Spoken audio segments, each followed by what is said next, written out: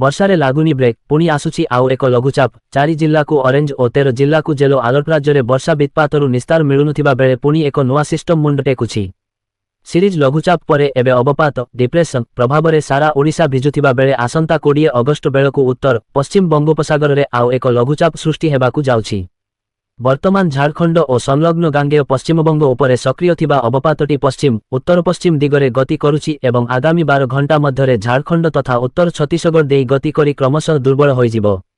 ଏହାର ପ୍ରଭାବରେ ବିଶେଷକରି ଉତ୍ତର ଓ ପଶ୍ଚିମ ଓଡ଼ିଶାରେ ପ୍ରବଳ ବର୍ଷା ଜାରି ରହିଛି, ଯେଉଁଥିରେ ସୁନ୍ଦରଗଡ଼ର ଲାଠିକଟାରେ ସର୍ବାଧିକ 18 ସେମି ବର୍ଷା ରେକର୍ଡ ହୋଇଛି। ବନ୍ୟା ପାଣିରେ ବଢ଼ୁଛି ଡ୍ରାଉନିଂ ବିପଦ, ଭୁବନେଶ୍ୱର କଟକରେ ଗଡ଼ିଲା ସଚେତନତା ରଥ। ବନ୍ୟା ପାଣିରେ ବୁଡ଼ି ଯାଉଛି ଅମୂଲ୍ୟ ଜୀବନ। ଆଉ ଏଭଳି ଅଘଟଣକୁ ରୋକିବା ପାଇଁ ଭୁବନେଶ୍ୱର ଓ କଟକରେ ଗଡ଼ିଛି ସଚେତନତା ରଥ। ଲୋକଙ୍କୁ ସତର୍କ, ସଚେତନ ଓ ସୁରକ୍ଷିତ ରଖିବା ଲକ୍ଷ୍ୟରେ କମିଶନରେଟ୍ ପୁଲିସ ଆରମ୍ଭ କରିଛି ଏହି ଅଭିଯାନ। ସଚେତନତା ରଥରେ ଲାଗିଛି ଅତ୍ୟାଧୁନିକ ସ୍କ୍ରିନ୍। ଏହିରେ ବିଭିନ୍ନ ଭିଡିଓ ଓ ସଚେତନତାମୂଳକ ବାର୍ତ୍ତା ପ୍ରଦର୍ଶନ କରାଯାଇ ଲୋକଙ୍କୁ ନଦୀ, ନାଳ, ପୋଖରୀ ଓ ଅନ୍ୟ ଜଳାଶୟକୁ ନଈବା ପାଇଁ ସଚେତନ କରାଯାଉଛି। ବର୍ତ୍ତମାନ ଲଗାଣ ବର୍ଷା ଓ ବନ୍ୟା ଯୋଗୁଁ ବିଭିନ୍ନ ଜଳାଶୟରେ ପାଣି ଭରି ରହିଛି। କେଉଁଠି କେତେ ଗଭୀର ପାଣି ରହିଛି ତାହା ଆଖିରେ ଦେଖି ଅନୁମାନ କରିବା ମଧ୍ୟ କଷ୍ଟକର। ଫଳରେ ଅସାବଧାନତାର ଗୋଟିଏ ମୁହୂର୍ତ୍ତ ବଡ଼ ବିପଦ ଡାକି ଆଣିପାରେ। ବିଶେଷକରି ଛାତ୍ରଛାତ୍ରୀ ଓ ଯୁବପିଢ଼ି ଗାଧୋଇବା କିମ୍ବା ମନୋରଞ୍ଜନ ପାଇଁ ଜଳାଶୟକୁ ଯାଇ ଅନେକ ସମୟରେ ଅଘଟଣର ଶିକାର ହେଉଛନ୍ତି। ତେଣୁ ବିପଦପୂର୍ଣ୍ଣ ଜଳାଶୟଠାରୁ ଦୂରେଇ ରହିବା ସହ ପିଲାମାନଙ୍କୁ ଏକାକୀ ନଦୀ, ନାଳ କିମ୍ବା ପୋଖରୀ ନିକଟକୁ ନ ପଠାଇବା ପାଇଁ ମଧ୍ୟ ସଚେତନ କରାଯାଉଛି। ସ୍ୱାଧୀନତା ଦିବସ ପାଇଁ ଲାଲକିଲ୍ଲାରେ ହାଇ ଆଲର୍ଟ, ଲାଗିଛି ରୁ ଅଧିକ କ୍ୟାମେରା। ଜାତୀୟ ରାଜଧାନୀ ଦିଲ୍ଲୀ ଲାଲକିଲ୍ଲାରେ ଶନିବାର ହେବାକୁ ଥିବା ତମ ସ୍ୱାଧୀନତା ଦିବସ ସମାରୋହ ଦୃଷ୍ଟିରୁ ଏହି ଐତିହାସିକ ସ୍ମାରକର ସୁରକ୍ଷାକୁ କଡ଼ାକଡ଼ି କରାଯାଇଛି।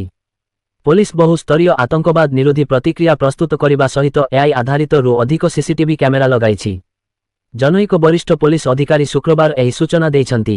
ସେ କହିଛନ୍ତି ଯେ ସୁରକ୍ଷା ଏଜେନ୍ସିମାନେ ଉତ୍ସବ କାଳରେ ଉନ୍ନତ ସମନ୍ୱୟ ସୁନିଶ୍ଚିତ କରିବା ପାଇଁ ବିଭିନ୍ନ ହିତାଧିକାରୀଙ୍କ ସହିତ ମକ୍ ଡ୍ରିଲ୍ ମଧ୍ୟ କରିଛନ୍ତି। ଉତ୍ତର ଦିଲ୍ଲୀ ପୋଲିସ ଡିସିପି ରାଜା ବାଣ୍ଠିରା ଗଣମାଧ୍ୟମକୁ କହିଛନ୍ତି ଯେ ଗତବର୍ଷ ଜାତୀୟ ରାଜଧାନୀରେ ହୋଇଥିବା ଘଟଣା ଦୃଷ୍ଟିରୁ ବ୍ୟାପକ ସୁରକ୍ଷା ବ୍ୟବସ୍ଥା କରାଯାଇଛି। ଲାଗିଛି ରୁ ଅଧିକ ସିସିଟିଭି କ୍ୟାମେରା। ଅଧିକାରୀମାନେ କହିଛନ୍ତି ଯେ ସୁରକ୍ଷା ଯୋଜନା ଅନୁସାରେ ଲାଲକିଲ୍ଲା ଓ ଏହାର ଆଖପାଖରେ ଅନେକ ସ୍ତରୀୟ ସୁରକ୍ଷା ଯାଞ୍ଚ କରାଯିବ। ଭୁବନେଶ୍ୱରରେ ତମ ଜୁନିୟର ରାଜ୍ୟ କବାଡି ଚାମ୍ପିୟନସିପ୍ ଉଦ୍ଘାଟିତ। ଭୁବନେଶ୍ୱର ଗୋଠପାଟଣାସ୍ଥିତ ଟାଇମ୍ସ ସ୍କଲାର ଗୁରୁକୁଳ ପରିସରରେ ତମ ଜୁନିୟର ରାଜ୍ୟ କବାଡି ଚାମ୍ପିୟନସିପ୍ 2026 ବିନା 27 ବାଳକ ଓ ବାଳିକା ଗୁରୁବାର ଉତ୍ସାହ ଓ କ୍ରୀଡ଼ାମୟ ପରିବେଶରେ ଉଦ୍ଘାଟିତ ହୋଇଛି।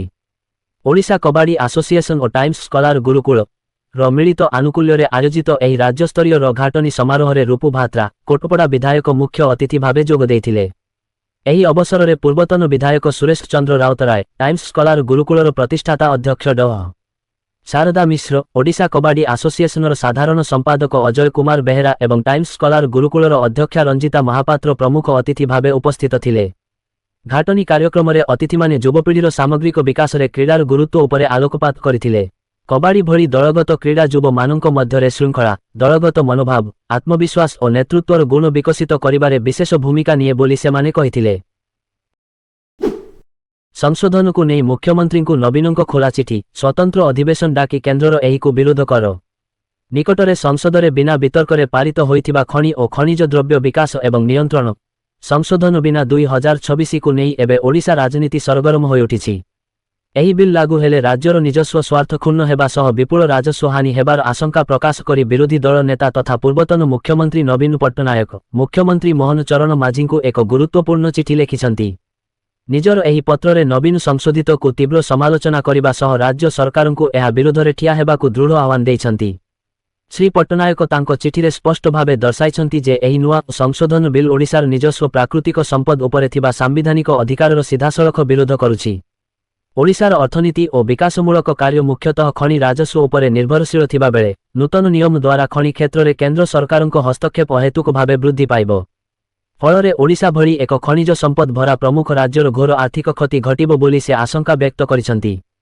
ସଂସଦରେ ଏହି ବିଲ୍ ଆସିବା ସମୟରେ ବିଜୁ ଜନତା ଦଳ ବିଜେଡି ର ସାଂସଦମାନେ ଏହାର ଦୁଷ୍ପରିଣାମକୁ ନେଇ କଡ଼ା ବିରୋଧ କରିଥିଲେ ବୋଲି ମଧ୍ୟ ସେ ସ୍ମରଣ କରାଇ ଦେଇଛନ୍ତି।